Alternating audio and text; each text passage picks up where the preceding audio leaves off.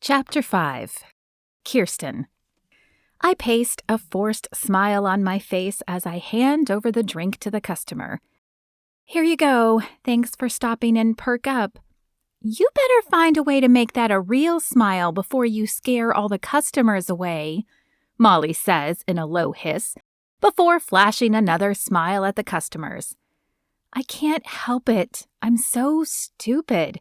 I didn't even ask if he had a girlfriend, but I should have known he would have, and you should have seen her. She looked like a movie star, one who specializes in yoga.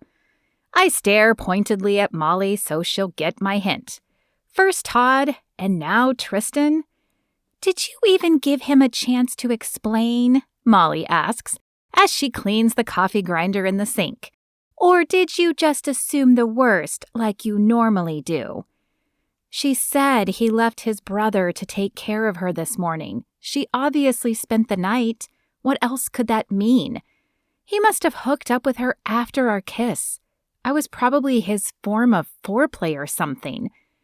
I collapse down onto the stool we keep behind the counter and drop my head in my hands. Okay, that does sound bad, but it could mean a lot of things, Molly says, wiping her hands on the towel. I think before you go convicting the guy, you should at least ask him. What's the point? He obviously likes tiny women with perfect figures, just like Todd.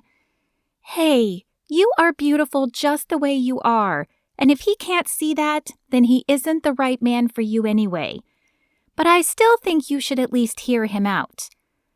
Deep down, I know she's probably right, but I've been hurt too many times. I just can't take the rejection again. And it was only one kiss. If I push it from my mind, surely I can forget about him. Except that he works next door, and I'll probably see him every day. Ugh, why did I have to give him a second chance? I would have been better off had I just continued hating him and assuming he was an obnoxious jerk. Tristan. I have no idea if this will work, as I don't know what Kirsten likes to eat, but my mother always said my pasta was amazing, and it's the only thing I have. I wait until I see their last customer leave, and then I send Dylan over. He's a good sport and has agreed to act as server for this dinner tonight. I just hope she lets him in. Dressed in black slacks and a white shirt, I watch him walk to her door. Then I duck inside our building as he knocks on her door. I hear his voice carry the few feet from her doorway. Good evening, mademoiselle. May I come in? Sure. I give them another minute, plenty of time for him to get her seated, though my pulse is racing and my feet want to bolt her direction.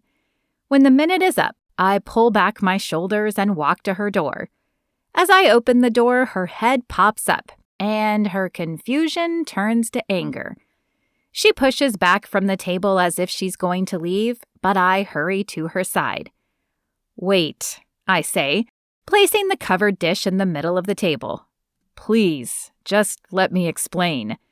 I let my eyes plead with her, wanting to take her hands, but not wanting to extend her discomfort. Fine, explain. Her voice is cold, short, but she points to the chair across from her, and I sit. I'm sorry about Stacy, I say. Sorry she outed you, you mean? Kirsten's hands are folded in her lap, her posture stiff and straight. What? No, she and I broke up ages ago. She left me for her dentist. I had no idea she even knew where I'd gone until I got home last night, and she was on my doorstep. Right, which is why you let her spend the night. I shake my head. I didn't let her spend the night. I told her to leave town, but I figured she wouldn't. She doesn't like hearing no. I left early this morning to avoid her and asked Dylan to make sure she left, but she convinced him she wanted to apologize to me before leaving. I should have told you about her. I would have, but we just met and had that amazing kiss. I didn't think bringing up an ex was the best way to start a new relationship. I look at her with hopeful eyes. I haven't felt a connection with anyone the way I have with Kirsten, and I don't want to lose it. She holds my gaze and then sighs. I'm sorry. I shouldn't have jumped to conclusions. It's just, my ex broke up with me for some young blonde thing, and when I saw her, I felt like it was happening all over again. I reach across the table and grab her hand. Your ex was stupid. You are beautiful, and I'm sorry I made you feel otherwise. You think I'm beautiful? Her words are hesitant, and I hate that anyone has made her feel less than desirable in her past. I don't cook for just any woman, I say, and smile down at the dish. You cooked for me? I lift the cover to reveal the pasta and flash her a crooked grin. I did. Made the pasta from scratch, too. Slaved away in the kitchen all day and didn't get any work done on the restaurant, which is what we are opening. But your forgiveness will make it worth it. The light returns to her eyes, and the corners of her lips twitch as if holding back a smile. A restaurant, huh? Well, I suppose I should taste the food before I grant forgiveness. She picks up the fork and spears a plump pasta before placing it in her mouth. My eyes are fixed on her as she chews. I've never wanted someone to like my food so badly. This is delicious, she says when the bite is swallowed. So I'm forgiven? I suppose. I don't wait for her to say anything more before I take her in my arms and taste her lips again. Vaguely, I register Dylan clapping and then the sound of the front door opening. Sorry, forgot my... Dylan? I break the kiss to see a blonde woman staring at my brother.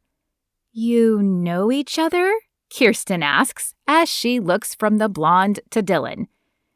Yeah, this is the guy who broke my heart. The end. If you enjoyed this short story, please leave a review. Just a few words helps. Want to find out Molly and Dylan's story? Be sure to check out Small Town Second Chances coming soon. And follow the whole series to see Kirsten and Tristan's epilogue.